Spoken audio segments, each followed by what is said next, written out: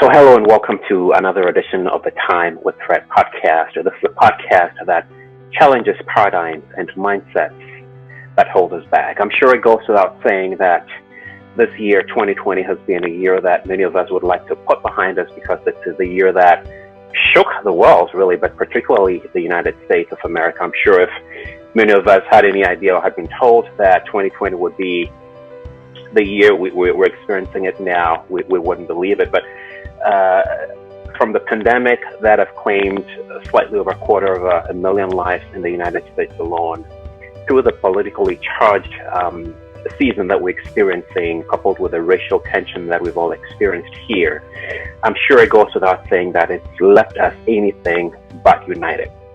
But as I think about the lessons that we need to learn from 2020, I think one of the most important lessons for me personally is how do we start, or where do we start? How do we heal our land? And that's where my special guest today comes in. It's timely, it's insightful, it's motivating, it's empowering. It's Time with Fred, your inspirational broadcast with host Fred Gaddy. And the topic that we're going to be talking about today is how to heal our land, or healing our land. My guest today is Bob Burg. Bob is a sought-after speaker at company leadership and sales conferences, sharing the platform with everyone from today's business leaders and broadcast personalities to even a former U.S. president. Bob is the author of a number of books on sales, marketing, influence, with total book sales of well over 1 million copies. His book, The Go-Giver, co-authored with John David Mann, who's been a previous guest on this show, has sold over 975,000 copies and has been translated into 29 languages. His and John's newest travel in the Go-Giver series is the Go-Giver Influencer. You need to check it out if you've not read it or if you're a fan of the Go-Giver. Bob's an advocate. He's a supporter and defender of the free enterprise system, believing that the amount of money one makes is directly proportional to how many people they serve. He's also an unapologetic animal fanatic and is a past member of the board of directors of Furry Friends Adoption Clinic and Ranch in his hometown of Jupiter, Florida. Bob, thank you so much for coming on the Time with Fred podcast today. Hey, my pleasure, Fred. It's an honor to be with you. Thanks for having me. Pleasure is all mine. Bob, if I can start with a quote that you wrote when you wrote this article. It says, "Tact and kindness should never be confused with compromise. You can always speak to others tactfully, politely, and respectfully without compromising your values." And this is a quote that you wrote. Bob, why this particular quote as we kind of lead into the discussion today? Well, and the article you're referring to, How to Heal a Country, is based on the fact that right now we could not be any more split in terms of now, there's a number of different political parties, but there are two main ones, Democrats and Republicans. And, there was always a back and forth between them. There was always, in a sense, antagonism between them for as long as we've had those parties and other parties throughout our country's history. But it had typically been, until about the last 15 years or so, Fred, it had pretty much been, I'm right, you're wrong. So if I'm a Democrat and you're a Republican, I'm right, you're wrong. If I'm a Republican and you're a Democrat, I'm right, you're wrong. Okay, I'm right, you're wrong is not the best way to go about a debate in any way, but it's manageable. Because if you believe that you're right and the other person's wrong or naive or what have you, for any other reason incorrect, you will still engage with that person in order to persuade them to your side. Okay, so it's not I'm right, you're wrong it's not great, but it's manageable. But it's no longer, over the last 15 years, it's no longer I'm right, you're wrong. It's I'm right, you're evil. And if we see the other side, if you will, the other person as being evil, we will not engage with that person, because why would you engage evil? Evil is incorrigible. It cannot change. It simply is what it is. It's evil. If the other person believes you're evil, they're not going to engage with you, because why would that, right? So there's nowhere to go at that point.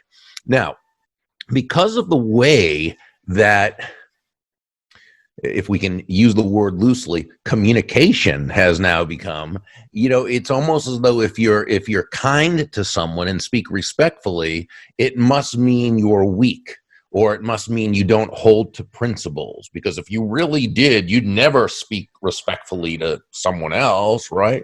And I'm saying no, that's not true. That's not true. Tact, kindness should never be confused with compromise. We can always speak tactfully, kindly, respectfully to others without compromising our values. It means, sure, we believe what we believe. Now, we're open, of course, to what we should, as human beings, always be open to learning something that we don't know. But let's not even start with that. Right? Let's just say we believe a certain way, and that is how it is, okay, for right now.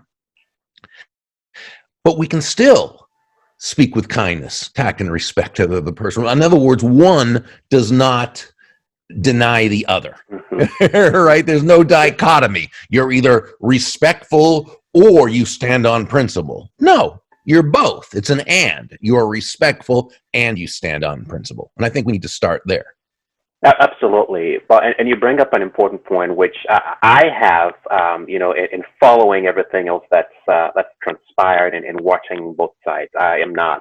I'm apolitical, if you ask me. I mean, it's not about this party versus that party, but we're talking about this because that's what's happening. So we're just as a disclaimer. Just as a disclaimer, I'm libertarian. So I'm pretty much outside the paradigm and. So there are some areas in which I agree with Republicans, and there are some areas which I agree with Democrats. Okay, I'm with you there. As a libertarian, we hold liberty, personal, individual liberty, as our highest political value. Absolutely, and I think that. I totally agree with you. And I think that puts us in a much better way to be able to look at this topic and discuss it very objectively, because there are no hard feelings. Right, exactly. But one of the points, one of the points you brought up, which, you talk about the evil part, and then I've followed, this extensively this year more than any other, and have wondered, Bob, whether there is any common ground, because it's one person against the other, it's one party against the other, and the acrimony and the bitterness and the hatred, and I mean, we're not going to go into the details, but we only need to listen to the news to hear the extent of how damaging this has become, and its left is very polarized and marginalized, and one of the things you write in your article, you write that this is not about politicians, it's about the citizenry, it's about us, it's about you and me. Because it's we, the individuals ourselves, who can come together voluntarily in order to create a mass movement that would eventually result in the reuniting of so many of us, right? But if until we start seeing things that way, until we start seeing common ground and not seeing someone as evil only because they don't belong to my party, we have a long way to go. Will that be a fair argument there? It is, and there actually is common ground, and it's not about compromising. Okay. To compromise, by the way, there's certainly a time and place in life to compromise in certain ways. That's never, to me, the first goal to compromise, because compromise, when you think of it, and John David Mann, my awesome co-author, who you mentioned earlier, in the Go-Giver and the Go-Giver Influencer, we say that compromise comes from an old Greek word meaning nobody actually gets what they want and everybody feels terrible about it. Now, it's not really what it means, but it might as well, because when you think about it, what is compromise? It means you're giving up something in order to move forward. Okay. Now, again, there's a time and place for it, but it's not what we want people to necessarily think of first. I don't want people. Compromise by its very nature is kind of a lose-lose, right? Whereas collaboration, which is where we want people to go to first, collaboration's a win-win. Collaboration means 1 + 1 = 3. It means you're both getting what you want. And there is room for collaboration here too. But here's where it begins. It's understanding why and this was kind of part 2 of the article. Part 1 is what we've been talking about. It's seeing that other person not as evil, but as someone with basically good intent, who just simply is maybe wrong. That's fine. You can There's nothing wrong with saying someone is wrong, right? They're wrong, different ways of doing things. But good intent is different from good intent, and wrong is different from evil. Okay. Now, Right. is anyone evil in this whole thing? Well, I think the fringes on both sides have some kind of evil people. Okay. But that's that's really the far of each part. Most people are good people. Most people are decent people. And I think most people want a country that we can pursue our happiness, where we can be healthy and happy and abundant. And, most people want that. Now, how they would go about it, in this case, the Democrats and the Republicans, how they would go about that are two totally different methodologies. Okay. But they want basically the same thing. That's the common ground. Okay. See, both Democrats and Republicans, again, the mainstream, not the far, but we're not talking about them, but just they want people to be healthy. We all want people to have health care that is high quality, that is affordable, and that's accessible. We all want that. Now, the Democrats would say there's one way to do that. The Republicans would say there's a whole different opposite way of doing that. But when we understand that the other side also wants that same thing, now there's somewhere for us to go. Then it's a matter of how do we do it, understanding that, yes, you have good intent. And I appreciate the fact that, like me, you want to live in a country where people are able to have high quality, accessible, and affordable healthcare. I think our biggest difference is how we would see going about the best way to make that happen. Now Yeah, no, that's a really good point, and I like the distinction there between compromise, because we've all been at least led to believe that in order for there to be peace, I have sometimes I need to be able to give up my desire for wanting to be right, and see things from your perspective. That does not make me weak, right? But it's finding that common good. What are we fighting towards, right? It's not about me being right. It's not about me being perceived as weak, but it's for the common good. So how then do we differentiate that? I mean, to change that paradigm, if you will, from it's okay to give up my right, but that doesn't make me a weak person. It's because we're all marching towards some common ground here. Yeah, I mean, you're not really giving up anything. Again, you're staying congruent with your values. I think the difference is, we say, if you look at how the Democrats and Republicans see each other in terms of, let's say, healthcare, okay, the Democrats would say, well, the Republicans don't believe that government should be in charge of healthcare. They want to see people dying on the street. Now, follow that to its natural conclusion. Really? I mean, you really think that most Republican people, they want to see people dying on the street? If we get rational and logical, we know that's not the case. Now, the Republicans say, well, the Democrats, they want to ruin healthcare. They want people to have to be on a waiting list for a year to have an operation that they need in a month. They want people to have, no, of course they don't either. Each side would like to believe that the way they see healthcare run is the way that would serve the most people toward the highest end. Yeah. So the first thing is to understand why the other person believes as they do. Now, I had a couple suggestions in the article. One, the first thing was to read a book called The Righteous Mind by a gentleman, a professor by the name of Dr. Jonathan Haidt, spelled Haidt. And the basic premise of the book is that Republicans and Democrats, conservatives and liberals or progressives, however, they have common values that they define totally differently. So, for example, and let's just take one example, fairness. Okay, both Democrats and Republicans hold fairness as a very high value. Mm-hmm. But if you look at how they even unconsciously define fairness, it's two different ways. A Republican would basically, in their mind, understand fairness as being, if you produce a certain thing, you are rewarded for it. If you don't produce, you're not rewarded for it. A Democrat also holds fairness in high value, but the way they understand fairness is usually equality of outcome, regardless of production. Okay. Again, I'm not saying right or wrong. Yeah. I'm saying that's how each would see it. Yeah. So if you understand that, now when you're talking about fairness, you can kind of see how you can understand. It doesn't mean you have to agree, but you can understand how they're seeing and understanding fairness. Now, that was my one suggestion. Read that book, because I think it's an eye opener. Okay.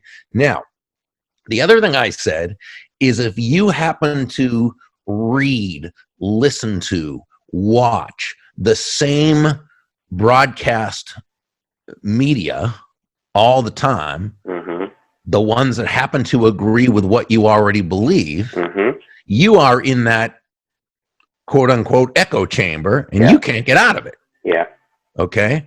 And you cannot possibly understand how the other side sees that issue. Yeah.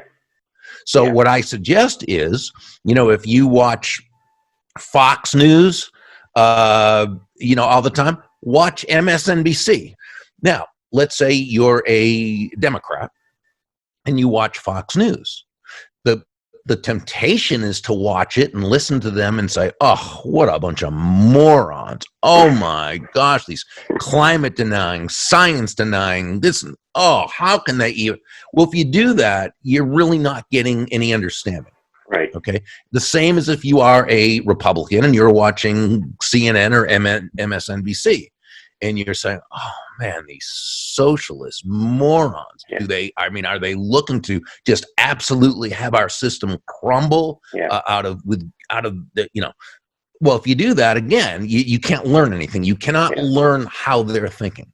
Yeah. So what I suggest is watch, not to agree, but not to just out of hand disagree and name call and feel righteous about how idiotic the other person. Just watch for why they think the way they think. You'll start seeing. No, go ahead. No, I was going to say, you'll start seeing patterns develop, and you'll start getting an understanding of their thought processes. And it's only at that point that you're in a position now to engage that other person. If you don't understand why they believe a certain thing, regardless of how wrong they are, if you don't understand why you cannot persuade. That is a very powerful lesson, Bob. You touch on, which I believe even transcends, the politics here. Because even if you bring it to relationships, right? I'm a parent of a teenager, and there are times that I feel like I know it all, right? Because I'm the dad, and I hear my daughter say, "But Dad, you don't understand. You grew up back then, but this is a different era." And there's everything in me that wants to come out and you shut up because I'm the parent. It's what I say, right? But I've had to step back sometimes to try to see things from that lens, right? I may not agree, I may not understand, but once I start asking myself why is she saying what she's saying, or why does she believe what she believes, and until I start forcing myself to understand from her perspective, and there's been times that I've done that, and oh wow, she's right.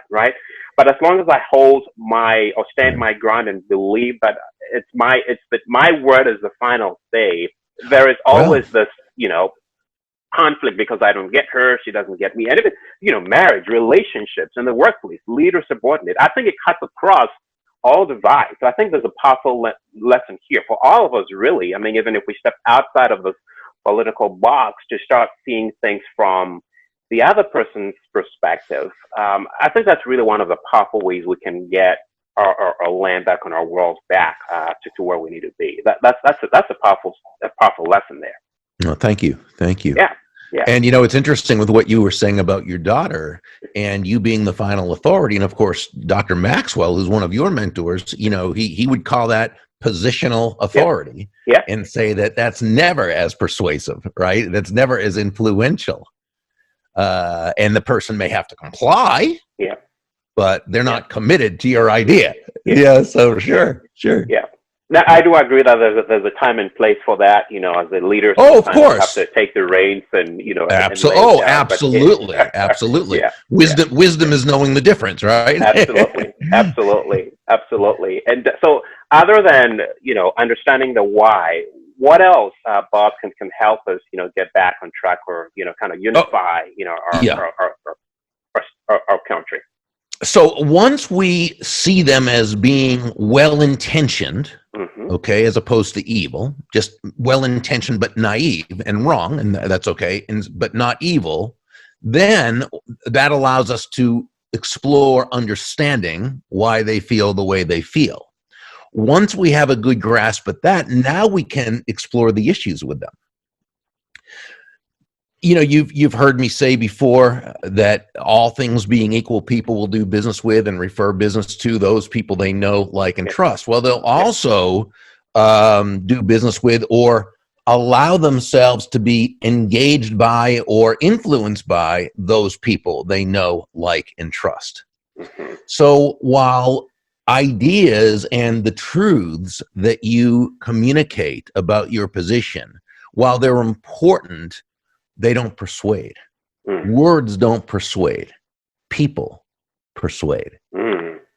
So to the degree that you handle yourself in such a way that they know, like, and trust you, that's the degree they'll be open to your ideas. But it goes a step further, because we might say, well, Bob, okay, I get this. You're seeing them with good intent, and you're understanding where they're coming from, and you're making your points, but they're gone. I mean, they are so, far to the left or far to the right, whatever that, I mean, it doesn't matter what you say. Their mind's made up. Don't even bother confusing them with the facts. Okay.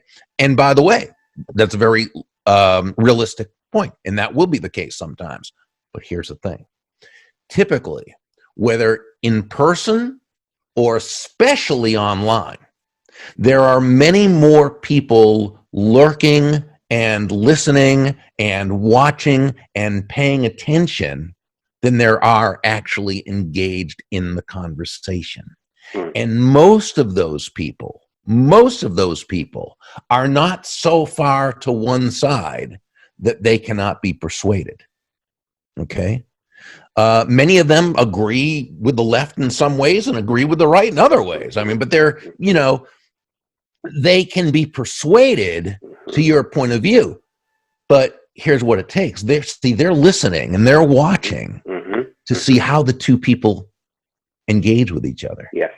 So when this person is referring to you as evil and they're getting mad and they're acting out of emotion and they're they're just right. And you're being very tactful, kind, gracious, crediting them when they have a good idea, saying, yes, that's a very reasonable point. What I'm thinking is, and so forth, they're looking for who's communicating in a way that they feel good about, who they like, and they trust a person who is able to communicate like that. Yeah. That is such a profound way to put it.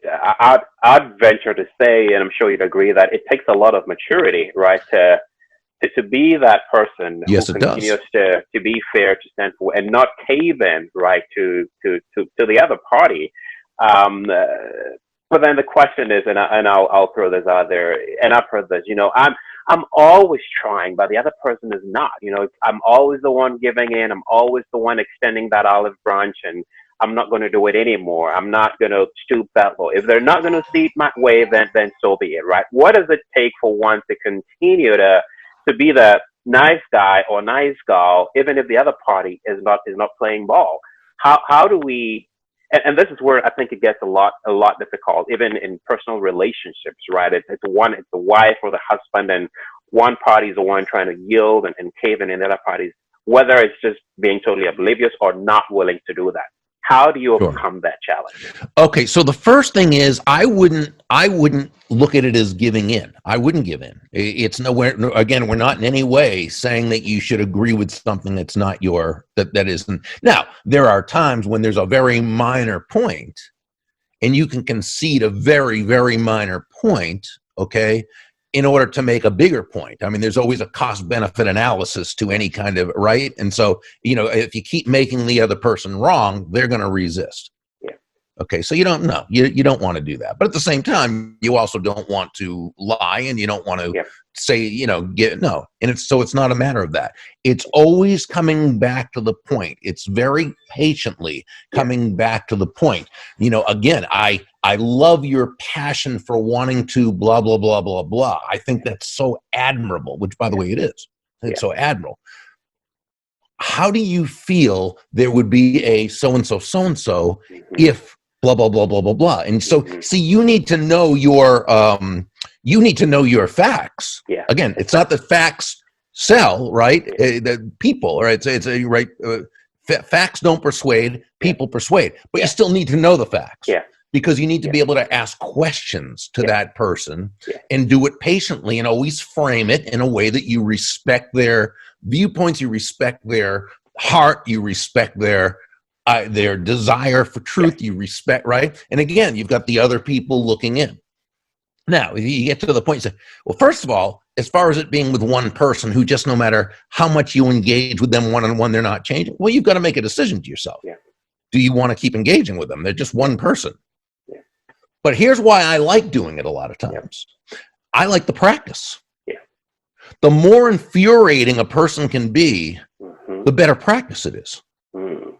And the more we practice, the more that when we're in a position where someone can actually be persuaded, it's like, going 10 rounds with, a brute who you got, then you go in the ring and it's someone who's now it's a cakewalk. Yeah. Test of character. Yep. Yeah. Yeah. It's a test of character. Bob, we could go on and on, but I want to be respectful of time. As we kind of wrap this up, because I know you have another engagement, but I want you to address, this is one thing I do a lot in my podcast. I want you to address, the person watching or listening to this who may, find themselves in a difficult position. Maybe it's that inability to forgive, or maybe they're just being so scarred, with everything that they just can't see the way forward. Just speak to them, just give them some words. And as we kind of end up this year, there's a lot living in trepidation, fear, and all that over what's going to happen. But we can't control what happens, but we can control how we react. That's how I see it. So, I mean, I think you hit it right on the head. Okay, because successful people deal in truths. They understand the laws of nature, physical nature, financial nature, economic nature, human nature. Okay. They may wish things weren't that way, but they don't let that get in the way of them understanding the truth. The truth is what is. Okay. Then we say, okay, what is it in this truth? In this case, let's talk about the pandemic and things that it keeps us from doing. What is it about it that we cannot control? Okay. And let's acknowledge it. And let's understand that, acknowledge it, but don't focus on it. Now we've got to turn our focus to what we can control. How can I still reach out to people and engage? How can I add value to them? How can I make a difference? How can I communicate? What are the things I can do? Again, we're not denying what we can't do, okay? We're dealing in truths, but we also know that there's certain things we cannot control, and to waste any more time than we have to on that is counterproductive. We instead focus on what we can do and how we can create value based on what we can do. True, our words have never been spoken. Bob, thank you so much for coming on and sharing your wisdom. I love your Go-Giver series, John. Thank you, Fred. And I'm sure many can say that. And to your listeners for tuning in, and I'm sure you've gotten some valuable nuggets and gems out of this. Remember what Bob said, it's not what you can't control, right? It's what you can control. Tomorrow will take care of itself. The worrying, anxiety, while not minimizing all of that, but let's not focus on that. Let's focus on the now, what we can control. And I'm sure that will get us on the path we need towards national healing, personal healing and all of that. So thank you again for coming, Bob. I really appreciate you. And to your listeners for watching. Thanks, and stay well. Thank you, Fred.